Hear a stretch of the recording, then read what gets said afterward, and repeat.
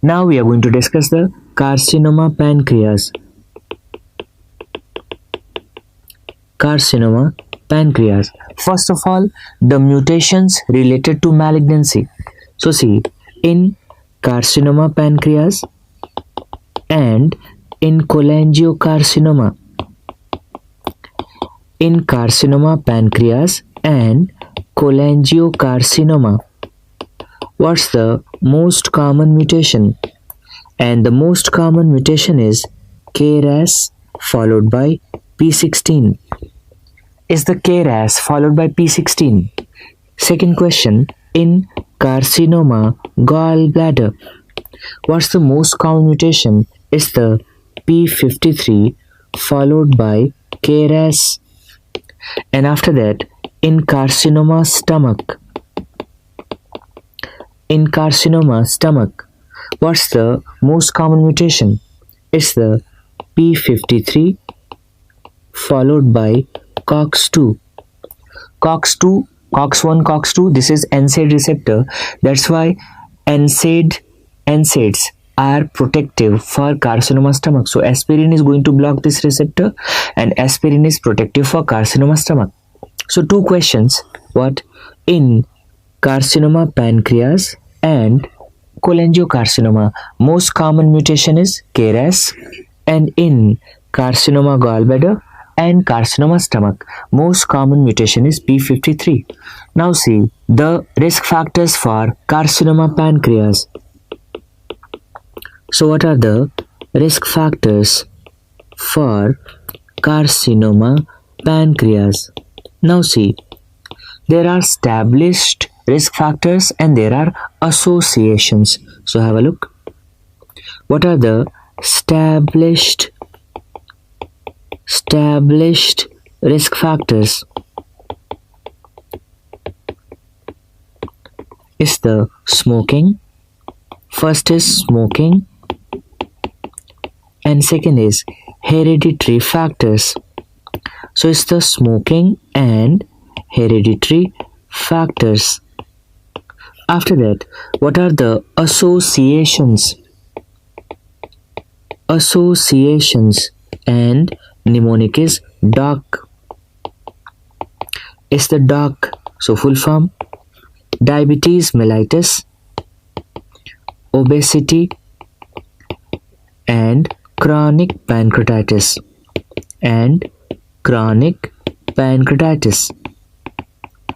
So diabetes mellitus, obesity, and chronic pancreatitis.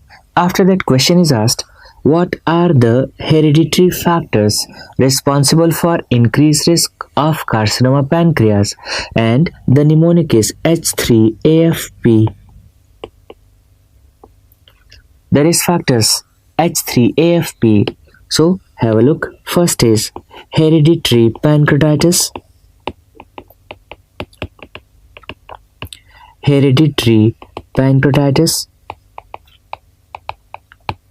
Second is hereditary breast and ovarian cancer.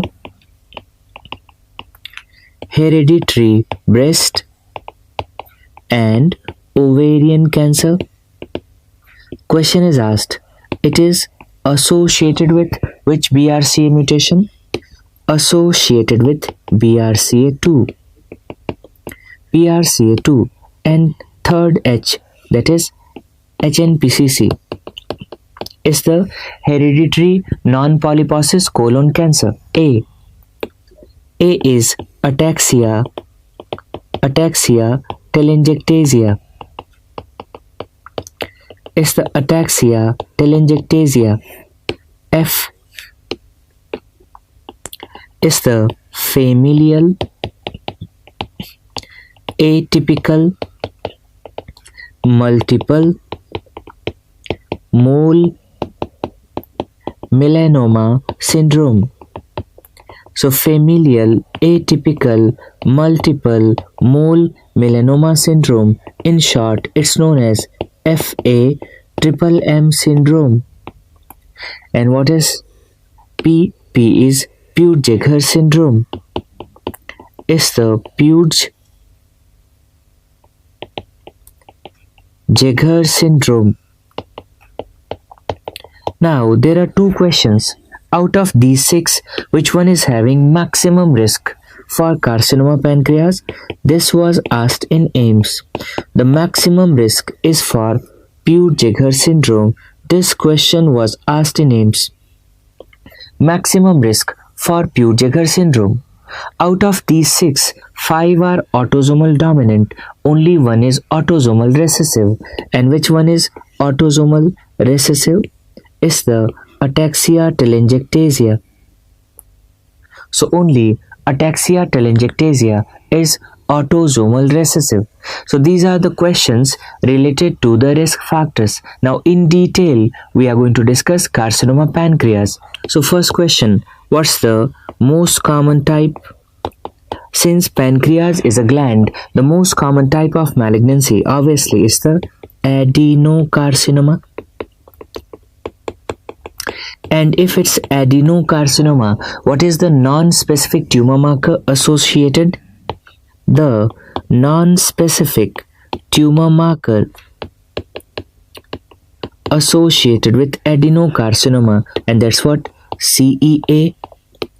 Question is asked, what's the specific tumor marker associated with biliary and pancreatic malignancies like carcinoma gallbladder, cholangiocarcinoma, carcinoma pancreas, and that is CA99. So specific tumor marker,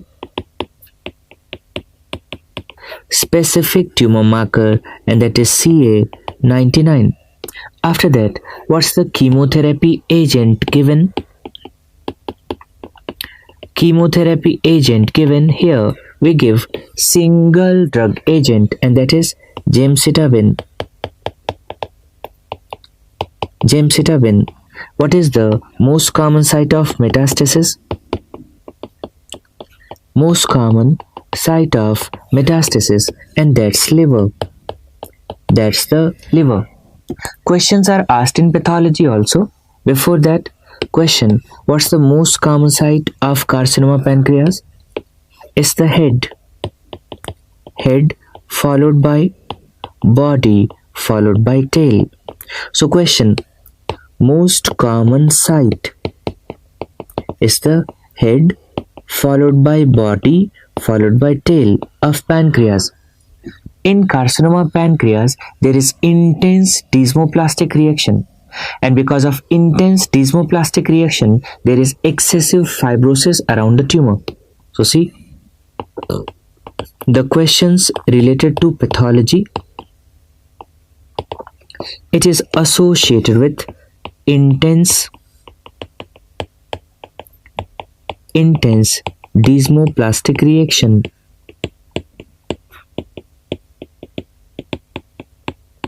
Leading to increased fibrosis around the tumor. Increased fibrosis around the tumor. Now coming to the clinical features. Question is asked that what's the most common symptom? So overall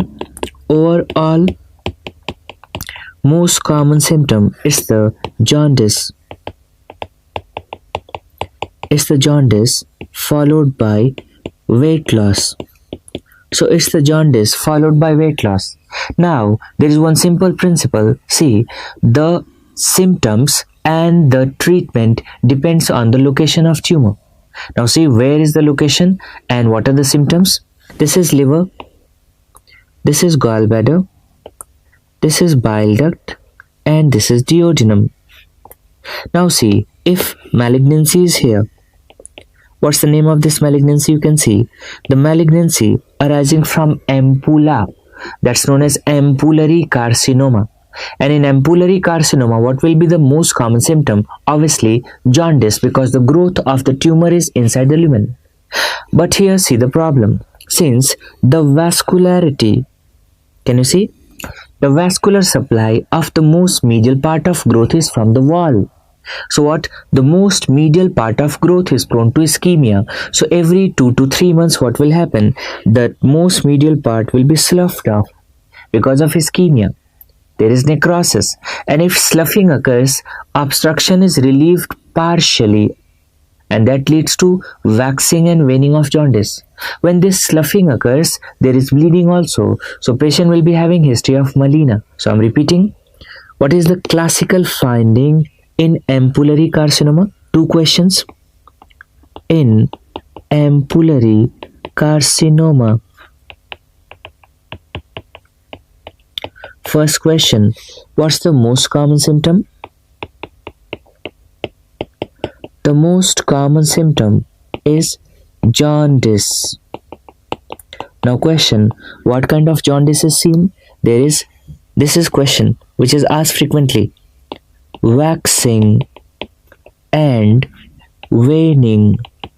Waxing and waning of jaundice with melena. And this is seen every 2 to 3 months. Every 2 to 3 months. Be careful, it is not seen in all patients. It is seen in 1/3 of the cases only. Only in 1/3 of cases. One feature. After that, see, this is the pancreas. And if this is the pancreas, here is the malignancy. This is which one? Head. Malignancy is there in the head. So, in carcinoma, head of pancreas. In carcinoma, head of pancreas. What is the symptom? It's the jaundice. Jaundice followed by weight loss. And if you see these tumors, these are body and tail tumors. So can you see in body and tail tumors generally, what's the most common symptom? It's the weight loss. So in body and tail tumors, there is weight loss. It's the weight loss. So you can see that symptoms depend on the location. Second, in carcinoma pancreas, there is migratory superficial thrombophlebitis. And what's the name of this condition? Troisiu syndrome. So can you see this is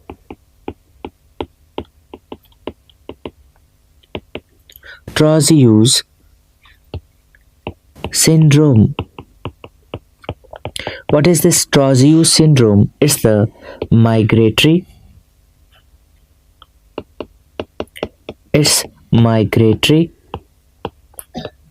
superficial thrombophlebitis seen in malignancies and generally more commonly seen in carcinoma pancreas. Similarly, there is a sign known as Troisiu sign.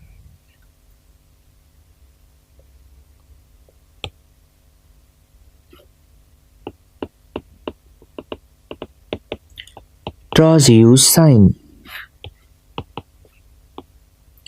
What is this sign? This is the carpopedal spasm. Carpopedal spasm in hypocalcemia.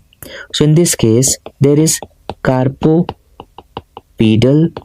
spasm in hypocalcemia.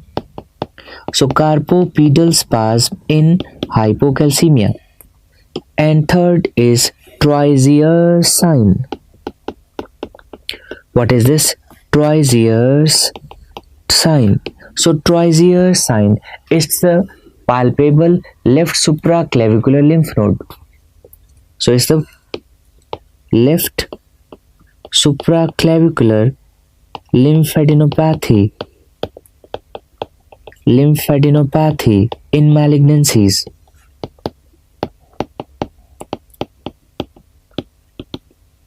So these are the three conditions which are asked. Similar conditions in carcinoma pancreas. What's the problem?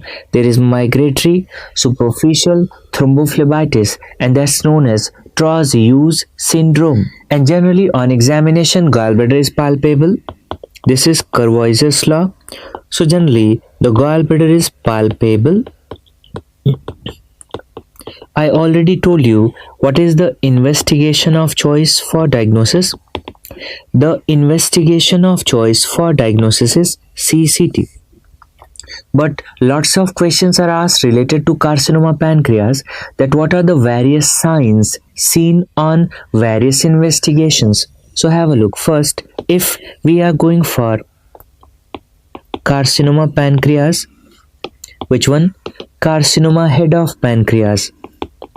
So specifically in carcinoma head of pancreas, see the signs.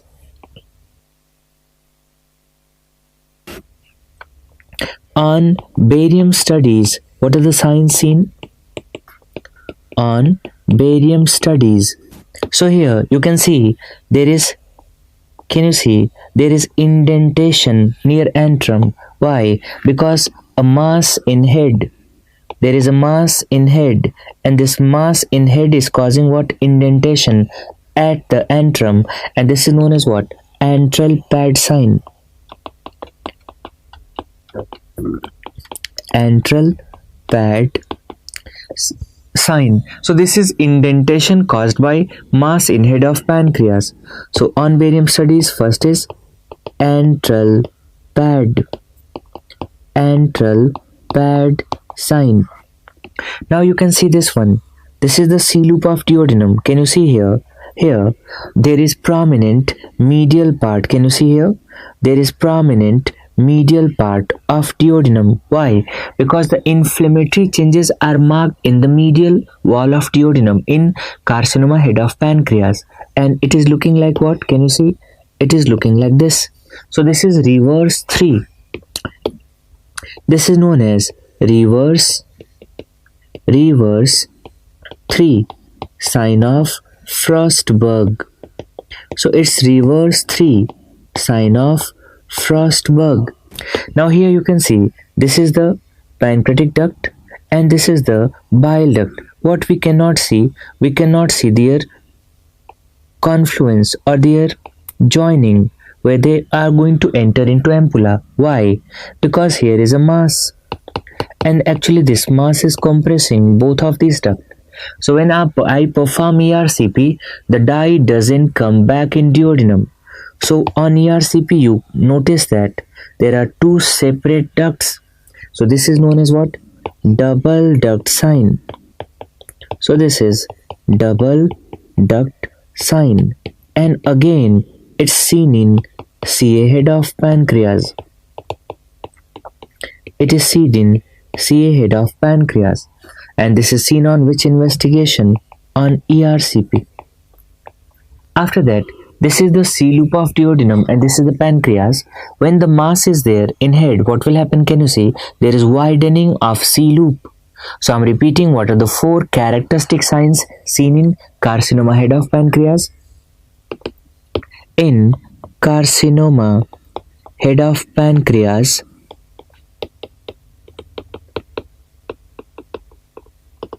there is antral pad sign, antral pad sign. There is reverse 3 sign of Frostberg. There is double duct sign. What?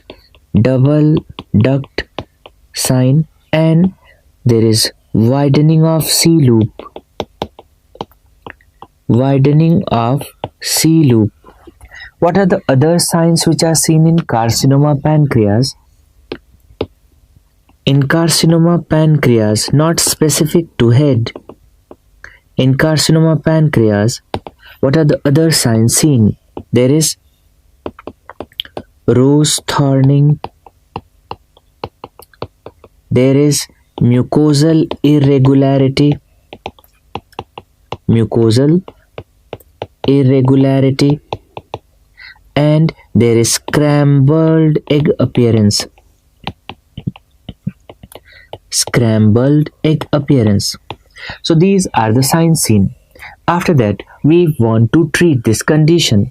Now see, for the treatment there are 2 surgeries. One is Longmire-Traverso procedure and second is Whipple's procedure. What are these procedures? Have a look. Management. Before discussing the surgeries, first see how the management is going to differ according to the location.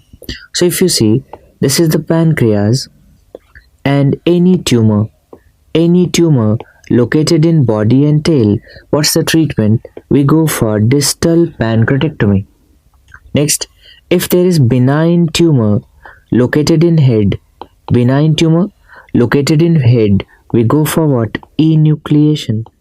But if there is a malignant tumor located in head, in that case, what we go for? Pylorus preserving pancreaticoduodenectomy or pylorus preserving Whipple's procedure. So see, for body and tail tumors, we go for distal pancreatectomy. Okay. Second, if there is benign tumor in head of pancreas, benign tumor in head like insulinoma, in that case we go for enucleation. And if there is malignant tumor, in head, then we go for pylorus preserving pancreaticoduodenectomy, pylorus preserving Whipple's or pylorus preserving pancreaticoduodenectomy. Now there are two surgical options. One is Whipple's procedure. What we do in Whipple's procedure? In Whipple's procedure, we perform pancreaticoduodenectomy. And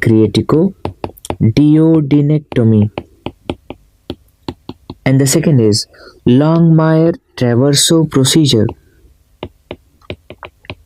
Is the Longmire-Traverso procedure.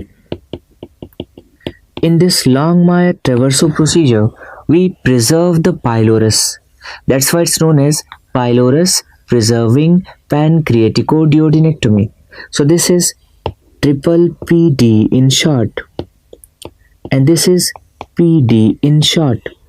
So this is pylorus preserving, is the pylorus preserving pancreaticoduodenectomy. Is the pylorus preserving pancreaticoduodenectomy. So which one is preferred actually is the Longmire-Traverso procedure. Means is the pylorus preserving Whipple's, also known as Longmire-Traverso procedure, also known as pylorus preserving pancreaticoduodenectomy. This is preferred for carcinoma pancreas. Now how we are going to perform these surgeries? Have a look. So here you can see that this is stomach, this is the duodenum, and this is the jejunum. Now here you can see this is the liver, this is the gallbladder, this is the bile duct, and this is the pancreas. What we perform in Whipple's procedure, can you see? We perform distal gastrectomy, we remove the CBD, we remove head and uncinate process, and we remove C-loop of duodenum. So what we are left with?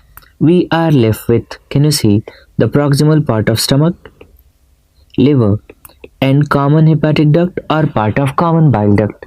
Here what? Pancreas, and here what? Jejunum. After that I had to restore the continuity. How I restore? Can you see? I take a limb of jejunum, and after that the first anastomosis which is done, the first anastomosis is what? Is the PJ, is the pancreaticojejunostomy. After that second is HJ or CDJ. HJ if hepatic duct is there, this is hepaticojejunostomy, and if bile duct is there, it is choledochojejunostomy. So second is HJ or choledochojejunostomy. And what's the third anastomosis? Is the GJ. GJ is what? Gastrojejunostomy. So this is Whipple's procedure. What's the difference in Whipple's and Longmire Traverso? Longmire Traverso preserved what? Pylorus. So can you see?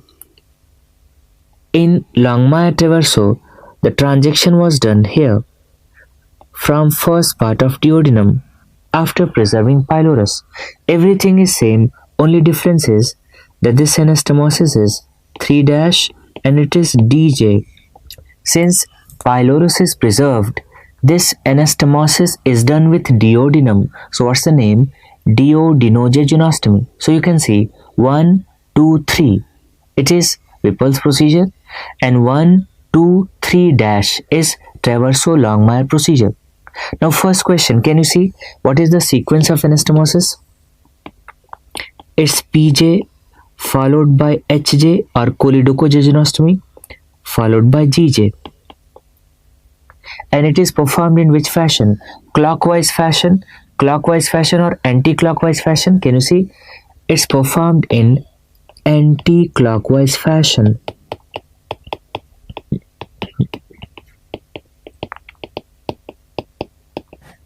Now see the final diagram, how it looks like after surgery. So see how it looks like after surgery. Can you see this one? This is the first anastomosis, pancreaticojejunostomy. This is the second anastomosis, choledocho or hepaticojejunostomy.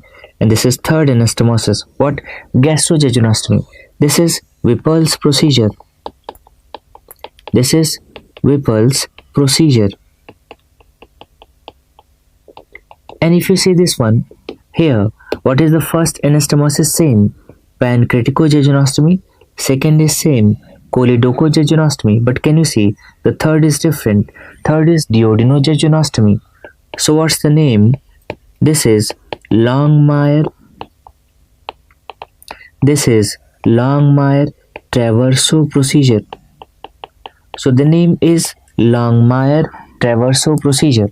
So this is the difference and this is the final diagram.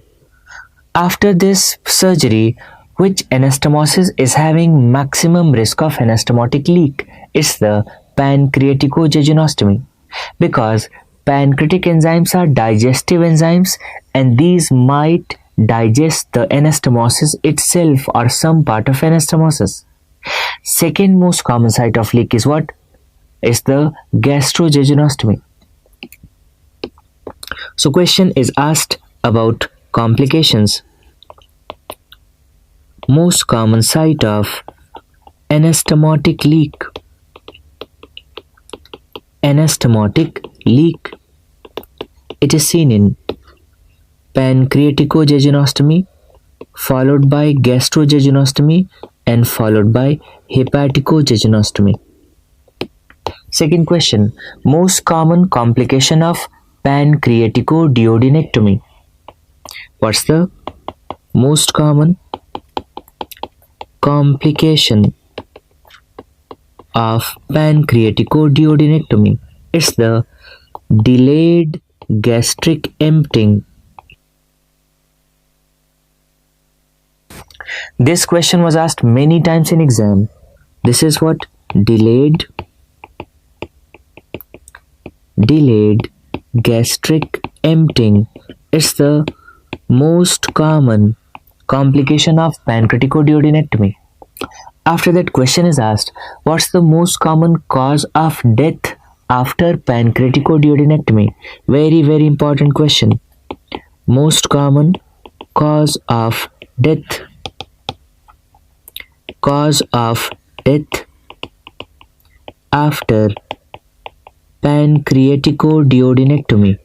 It's generally MI, myocardial infarction. So exactly speaking, is the cardiopulmonary complications. Cardiopulmonary complications. Third question, what is the most important predictor of survival after surgery? It's the R0 resection, means tumor resected with negative margin. So very important point, most important predictor of survival is the R0 resection. What is R0 resection is the tumor with negative margins. R1 resection, tumor with microscopically positive margins. R2, tumor with macroscopically positive margins. And question is asked, what's the most important margin in pancreaticoduodenectomy? It's known as uncinate margin. It is also known as superior mesenteric vessel margin, also known as retroperitoneal margin.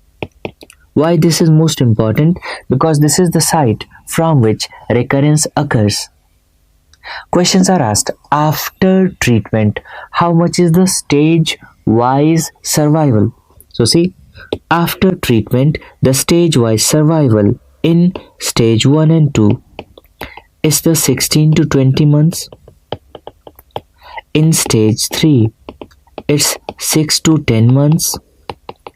And how much is the survival? In stage 4, it's 3 to 6 months. It's 3 to 6 months. So this is the survival. And in the beginning, I discussed that there is a single agent which is used in advanced and metastatic carcinoma pancreas, and that is gemcitabine. So this is how we manage the carcinoma pancreas. Now we are going to discuss neuroendocrine tumors of pancreas. So neuroendocrine tumors of pancreas. First question, what is the most common neuroendocrine tumor of pancreas? And most common neuroendocrine tumor of pancreas is non-functional. It's non-functional, and that is actually PPOMA. PPOMA means pancreatic polypeptidoma, arising from PP cells, pancreatic polypeptide cells. After that, what is the most common functional neuroendocrine tumor of pancreas? Functional neuroendocrine tumor of pancreas, and that is insulinoma. Insulinoma, but be careful, most of insulinomas are benign. So third question which is asked is, what's the most common functional and malignant neuroendocrine tumor of pancreas? Functional and malignant neuroendocrine tumor of pancreas, and that is gastrinoma. Gastrinoma. These are the questions which are asked. Now, what are the special or characteristic features of neuroendocrine tumors? First, that neuroendocrine tumors arise from neuroendocrine cells. Like insulinoma is arising from beta islet cells. Glucagonoma is arising from alpha cells. Gastrinomas are arising from gastrin producing cells. It means these are arising from neuroendocrine cells which produce active substance. Like insulinoma is producing insulin, gastrinoma is producing gastrin, glucagonoma is producing glucagon. It means these tumors are symptomatic not because of mass effect but mainly because of production of active substance. And that's why, in comparison to adenocarcinoma, neuroendocrine tumors are symptomatic at early stage. And that's why diagnosed at early stage and treated at early stage. That's why in any organ, if we are comparing neuroendocrine tumors with adenocarcinoma, obviously neuroendocrine tumors are having much better prognosis. Second feature, the diagnosis of neuroendocrine tumor is based on measuring active substance or its byproduct, and it's done in laboratory. Third, investigation of choice for localization of most neuroendocrine tumor is somatostatin receptor scintigraphy. Why? Because most of neuroendocrine tumors are going to express somatostatin receptors. So see the important points. Neuroendocrine tumors are symptomatic because of production of active substance. So patients are symptomatic. Patients are symptomatic at early stage.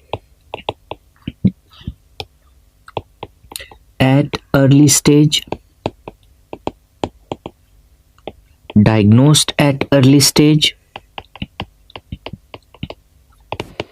and treated at early stage. That's why neuroendocrine tumors are having better prognosis than adenocarcinoma. Neuroendocrine tumors are having better prognosis than adenocarcinoma. Now see the diagnosis. Diagnosed in laboratory by measuring active substance, or its byproduct. All neuroendocrine tumors express somatostatin receptors. Exception is insulinoma. The only exception is insulinoma. So that's why investigation of choice for localization.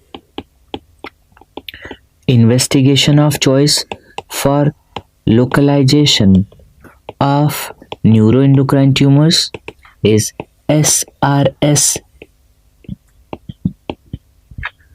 What is SRS? Somatostatin receptor scintigraphy, and the only exception is insulinoma. So one by one we are going to discuss. First of all, insulinoma.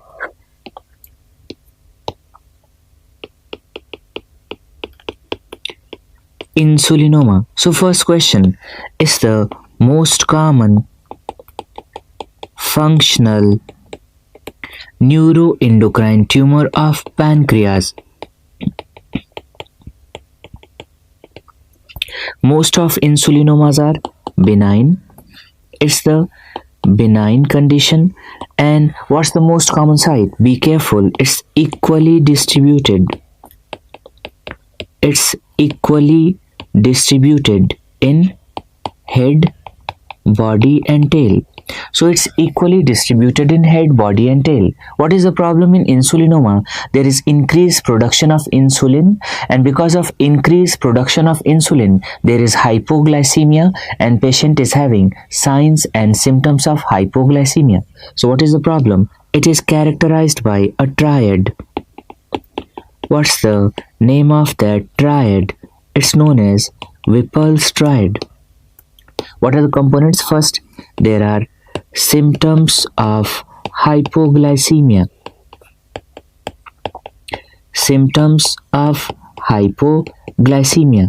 How much is the blood glucose level?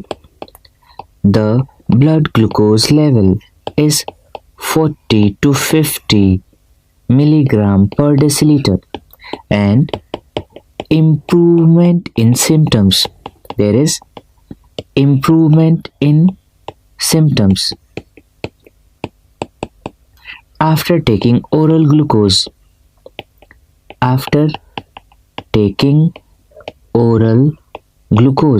So improvement in symptoms after taking oral glucose. This is Whipple's triad. So here what is the problem? Patient will be having signs and symptoms of hypoglycemia. Now see the clinical features. There are two types of symptoms. One is neuroglycopenic symptoms and one is signs and symptoms of sympathetic stimulation. So have a look first. There is neuroglycopenic neuroglycopenic symptoms. So there is headache, there is dizziness, there is confusion, and in severe cases, patient might develop coma, that's known as hypoglycemic coma. After that, sympathetic stimulation, signs and symptoms. Sympathetic stimulation, signs and symptoms. In this patient, there is sympathetic stimulation because sympathetic stimulation counteract hypoglycemia by gluconeogenesis. So there is what? Tachycardia, there is palpitation, excessive sweating. So these are the signs and symptoms. Now see, this condition, insulinoma, is a painless condition and it is associated with significant weight gain, because whenever patient is going to develop all these kind of symptoms, patient is going to eat something. So over a period of time, there is significant weight gain. So it's painless. This is painless and it's associated with significant weight gain. There is significant weight gain. Question is asked. This was asked many times in exam. What's the gold standard investigation for diagnosis of insulinoma? The gold standard investigation for diagnosis is 72 hours fasting. It's 72 hours fasting. So in this condition, we ask the patient to fast. So patient is fasting in controlled setup in the laboratory. Every half an hour blood sample has been taken and we are going to calculate the ratio of insulin to glucose. And the moment this insulin to glucose ratio is more than 0.4, it's diagnostic. This value is diagnostic and we have to stop the test. So diagnosis is confirmed. But the problem is about localization. Why? Because insulinoma is not going to express somatostatin receptors. That's why SRS is not used here. So see, question. What's the best preoperative test for localization of insulinoma? Localization of insulinoma. And this is intra-arterial calcium injection. Intra-arterial calcium injection with portal venous blood sampling. Portal venous blood sampling. So intra-arterial calcium injection with portal venous blood sampling. Question is asked, overall best investigation for localization. So the best investigation for localization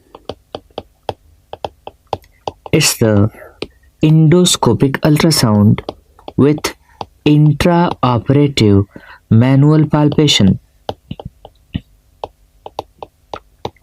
Intraoperative palpation.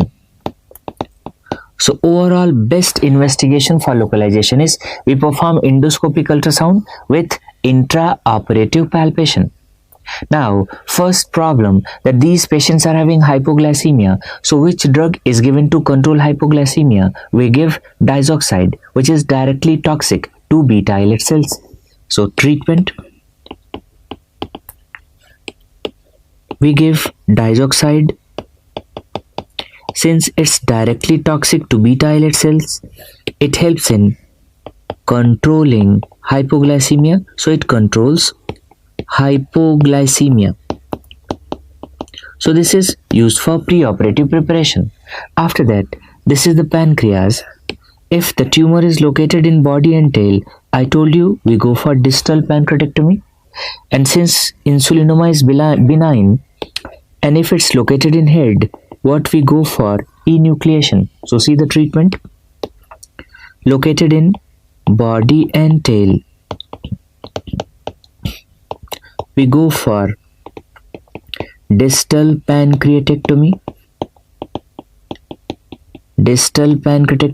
and insulinoma in head of pancreas, we go for enucleation. So we go for enucleation. Next is very important, and it is gastrinoma. This is gastrinoma. What is the other name of gastrinoma? It's also known as Zollinger-Ellison syndrome.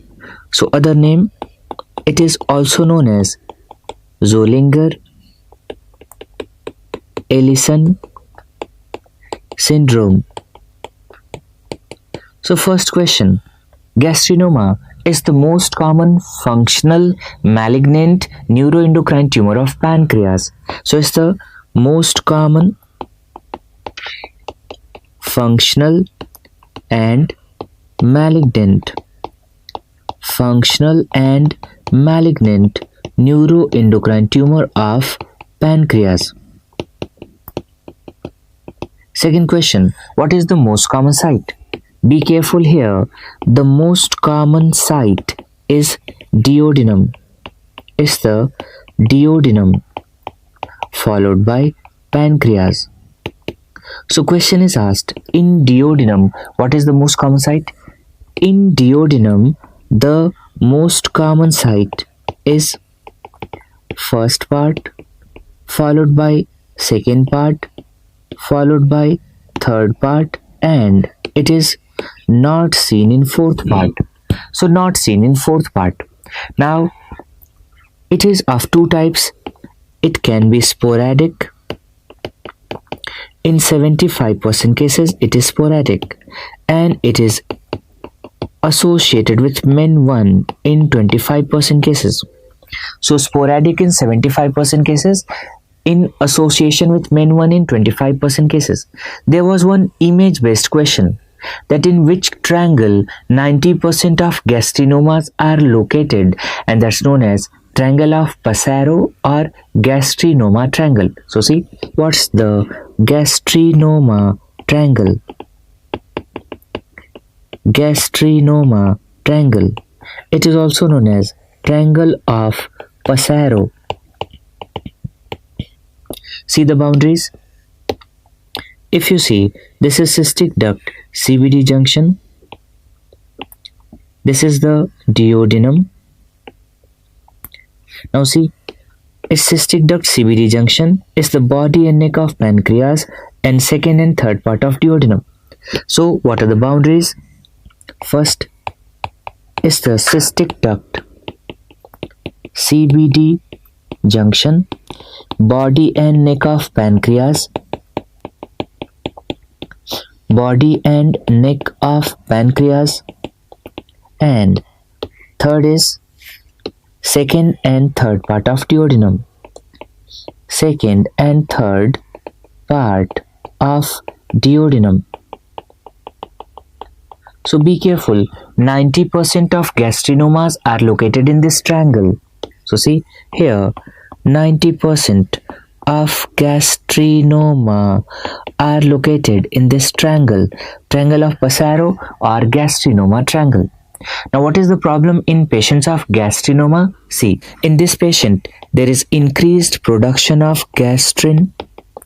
Because of increased production of gastrin, there is increased production of acid from stomach, and these patients are having peptic ulcer disease.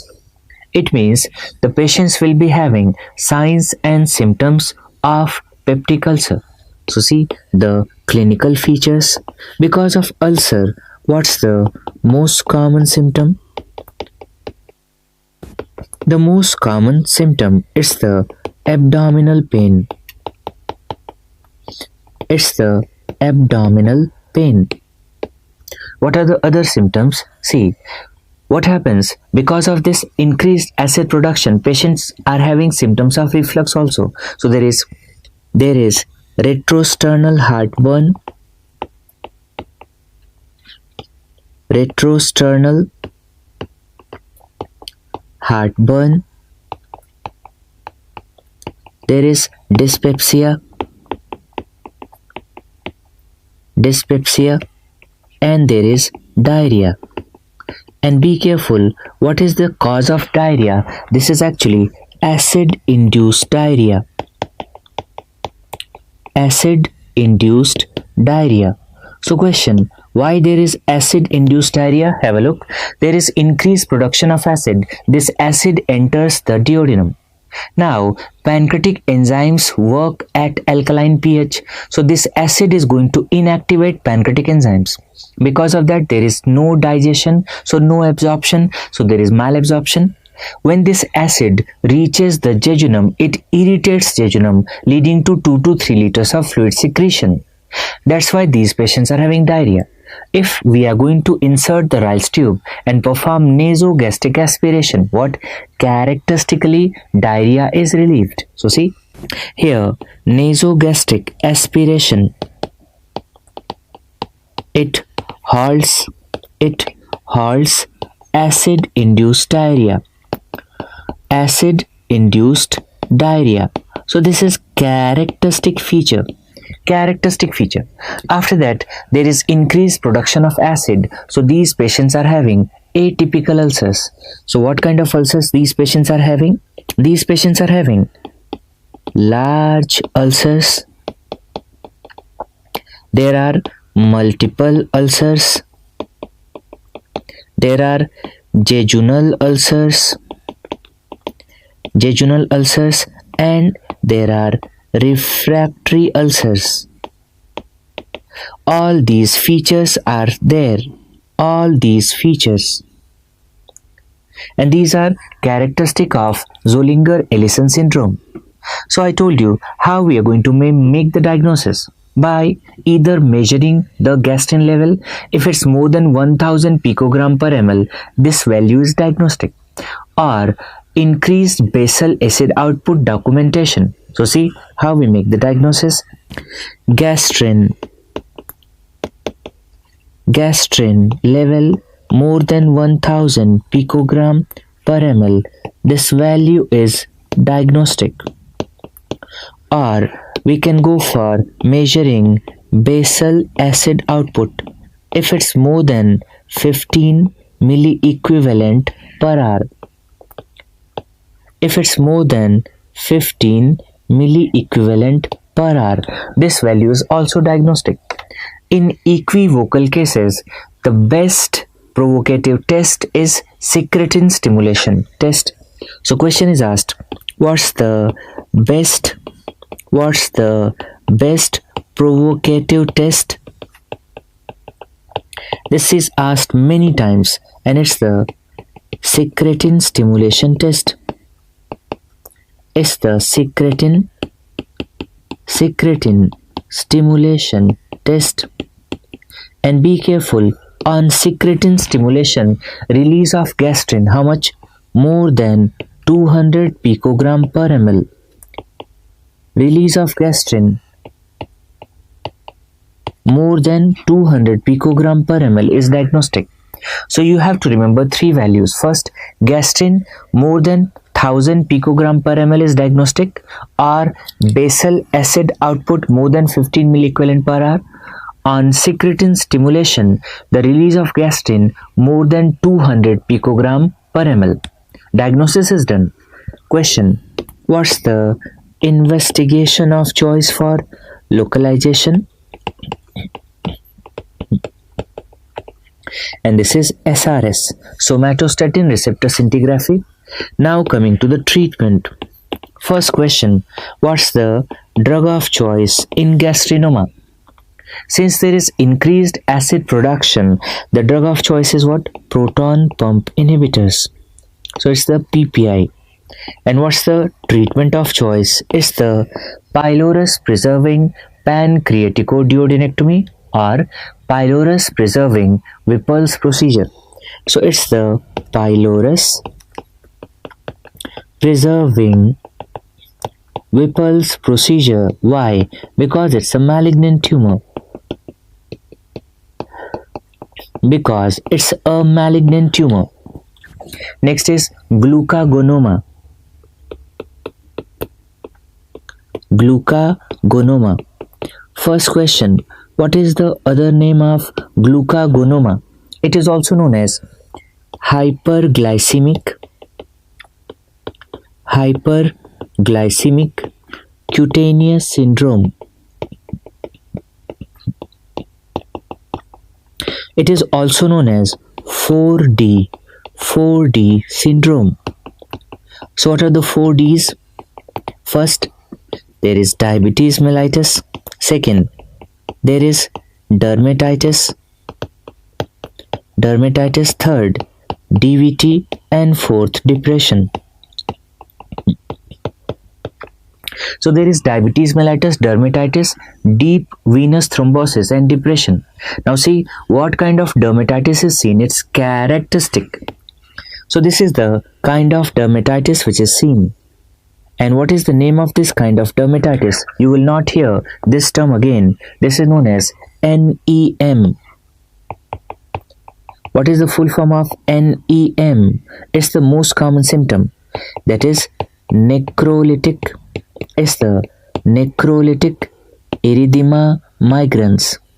So it's the necrolytic erythema migrans. This is the most common symptom of glucagonoma. So in glucagonoma, there is increased secretion of glucagon. So we can easily measure the glucagon level and we can diagnose the condition. Most common site of tumor is body and tail, and the tumor is malignant. So what's the treatment of choice? Distal pancreatectomy. So two questions. First, the most common site is body and tail of pancreas. Now see, diagnosis. The investigation of choice for diagnosis is glucagon, measuring glucagon levels. It's raised. Question, investigation of choice for localization. Localization is the SRS. And now coming to the treatment. Since tumor is malignant, located in body and tail, treatment of choice is distal pancreatectomy. So distal pancreatectomy. Next is VIPoma. This is asked in medicine as well as surgery. Other name of VIPoma. It's also known as Werner Morrison syndrome, also known as pancreatic cholera,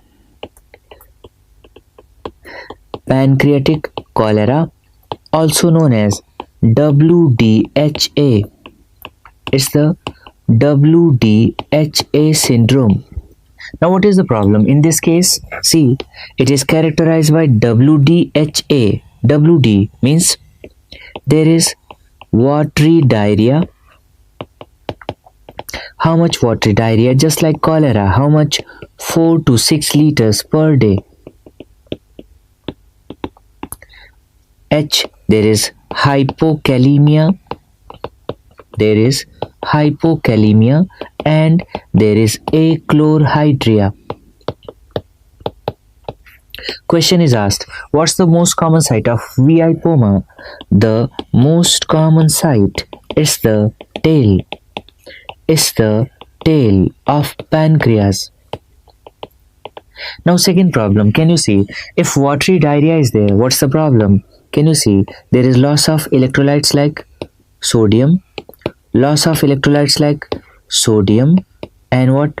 Chloride, potassium, and bicarbonate. If there is loss of these electrolytes, so what will happen? Patient will be having hyponatremia, hypokalemia, hypochloremia, and metabolic acidosis. all these electrolytes are decreased. But there are two parameters or two things which are increased, which you have to remember. What? There is increased calcium and there is increased RBS. This is the question which is asked in exam. So these patients are having hypercalcemia and hyperglycemia. These patients are having hypercalcemia and hyperglycemia. Now see, this patient is having watery diarrhea, this kind of dyselectrolytemia, so it's a kind of medical emergency. It's a type of medical emergency. How we are going to make the diagnosis? Diagnosed by measuring VIP levels. And what is the investigation of choice for localization? Investigation of choice for localization is the SRS. Now see, the management is a bit different. Since it's a medical emergency, first we have to resuscitate the patient and we have to correct the dyselectrolytemia. So management, fluid resuscitation,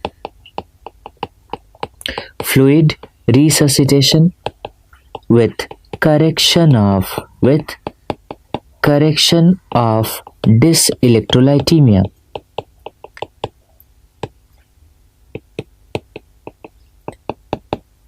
But what's the treatment of choice? Since the tumor is located in the tail, the treatment of choice is distal pancreatectomy. Tumor is located in the tail, so treatment of choice is distal pancreatectomy. So this is how we manage VIPoma. Now we are going to discuss another important topic, and that is known as cystic neoplasm of pancreas. See, cystic neoplasm of pancreas. So there are two questions. First, what is the most common cystic lesion? It's the pseudocyst. It is responsible for 75% of cystic lesions in the pancreas. So first question, most common cystic lesion of pancreas. Highlight this and remember this, cystic lesion of pancreas, it's pseudocyst. And second question, most common cystic neoplasm of pancreas. So be careful, it's neoplasm, and this is mucinous cystic neoplasm. Mucinous cystic neoplasm, also known as mucinous cyst adenoma. So there are three neoplasms included in this category, mainly serous cyst adenoma, mucinous cyst adenoma, and intraductal papillary mucinous neoplasm. One by one we are going to discuss. First of all, serous cystic neoplasm, also known as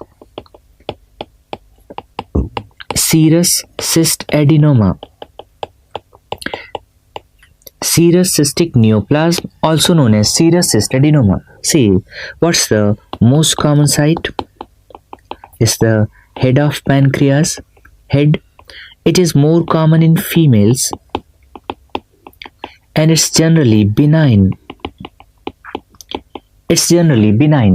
Questions are asked in pathology. In pathology, questions are asked. Now see, what are the typical pathological features? This tumor is microcystic. Now see what kind of appearance? This kind of small cysts are there. So what kind of appearance? This is known as sponge-like or honeycomb appearance. So this is sponge-like or honeycomb appearance. The tumor is benign, and the good thing is that most patients are asymptomatic. In certain symptomatic patients, there is vague abdominal pain. So see the clinical features. Most patients are asymptomatic. So most patients are asymptomatic. In symptomatic patients.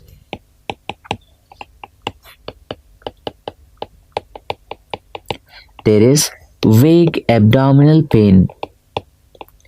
Vague abdominal pain. Now, question is mainly asked in pathology and in the radiology. See how the tumor looks like. So this is the appearance of tumor. So if we are going to perform the CT, this kind of appearance is also seen.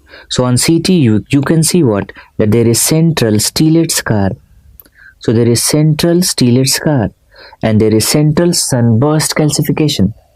So here you can see that there is central stellate scar or this central sunburst calcification. So this is characteristic feature of this serous cystic neoplasm.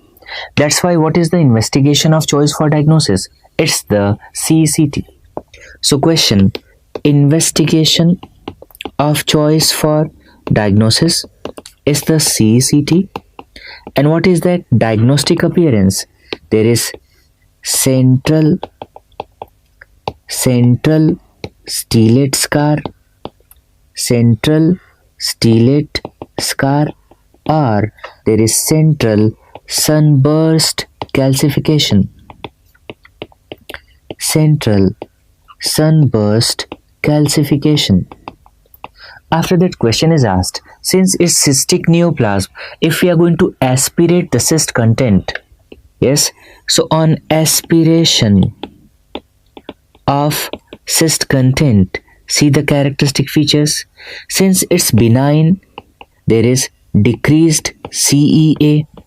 Since there is no pancreatitis, so there is decreased amylase. And what kind of content? The name is serous cystic neoplasm. So content is serous.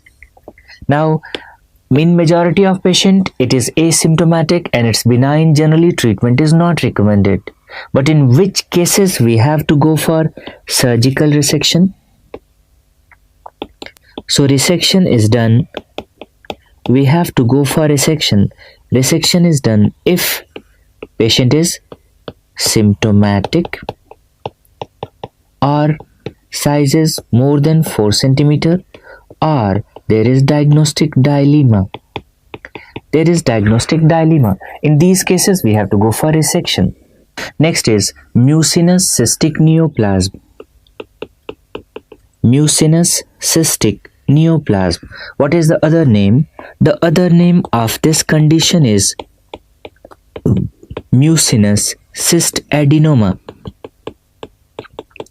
First question which is asked, that the most common cystic neoplasm of pancreas is mucinous cyst adenoma. So it's the most common cystic neoplasm of pancreas. And be careful, this condition is pre-malignant. It's pre-malignant condition.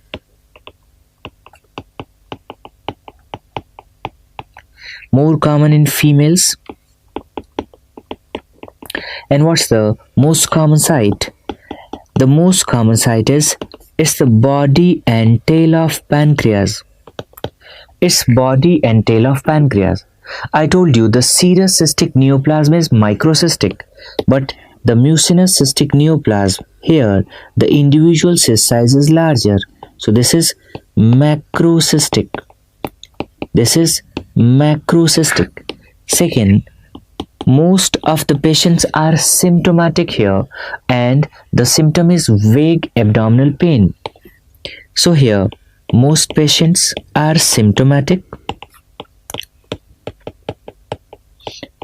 and these patients have vague abdominal pain. Vague abdominal pain. Here also, investigation of choice for diagnosis is CCT. So see, diagnosis, investigation of choice for diagnosis is CCT. Question is asked, what's that characteristic appearance seen? Is the peripheral egg shell calcification. So on CCT, there is peripheral eggshell peripheral eggshell calcification. Another important question, if we go for aspiration of cyst, so on cyst aspiration, what are the characteristic features? Since it's pre-malignant, what is raised? There is raised CEA, there is no pancreatitis, so amylase level is low amylase, and the name is mucinous cystic neoplasm. So what kind of content? It's the mucinous. And what's the treatment? Surgical excision in all the cases. We have to go for surgical excision in all the cases. Why?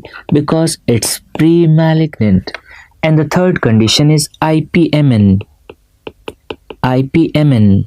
What is the full form of IPMN? It's the intraductal papillary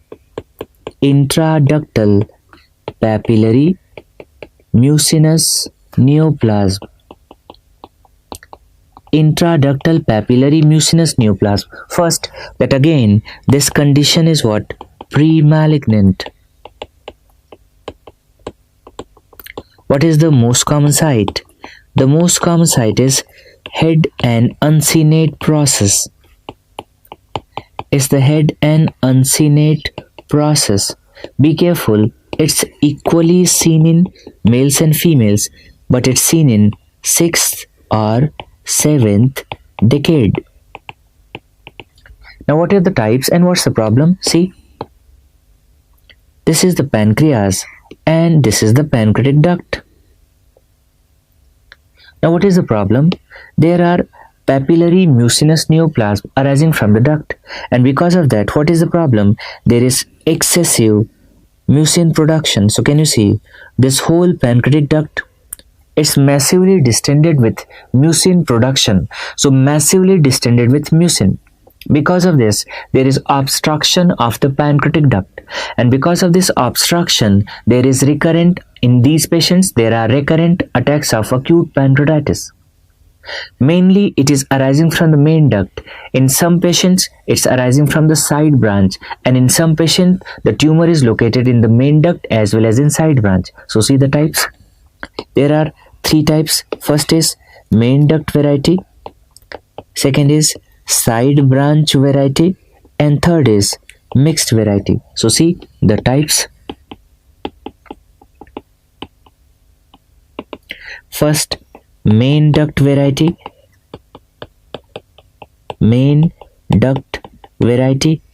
second, side branch variety, and third, mixed variety. Third is mixed variety. Now, because of excessive mucin production, these patients are having recurrent attacks of acute pancreatitis, and because of that, the symptom is abdominal pain. So see, clinical features. There are recurrent attacks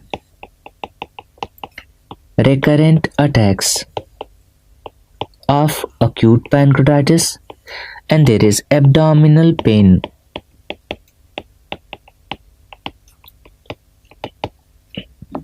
Now see, this is the typical appearance or endoscopy. On endoscopy, this is the typical appearance. So what here you can see that there is mucin extruding through large fish mouth orifice. So here you can see this is the mucin. So there is mucin extruding through large fish mouth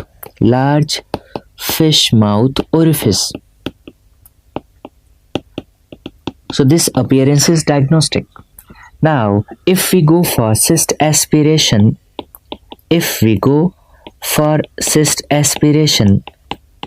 since it's a pre-malignant condition, there is raised CEA, there is pancreatitis, so there is raised amylase, and what kind of content? There is mucinous content. It's a pre-malignant condition. That's why what is the treatment? We go for partial pancreatectomy. So in these patients, we go for partial pancreatectomy. So this was all about pancreas.